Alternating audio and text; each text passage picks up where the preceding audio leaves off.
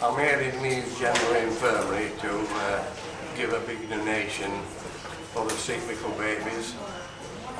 It's a great pleasure for me to be here. The staff are excellent at this hospital. They do a tremendous job to get these kids back on their feet.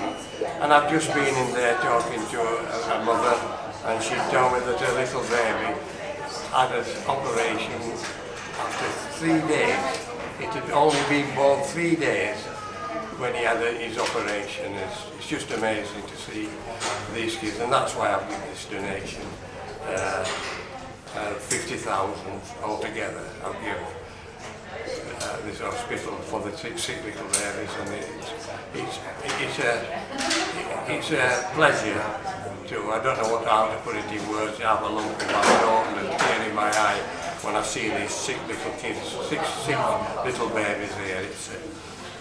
It's a great honour, a great pleasure for me to give this donation.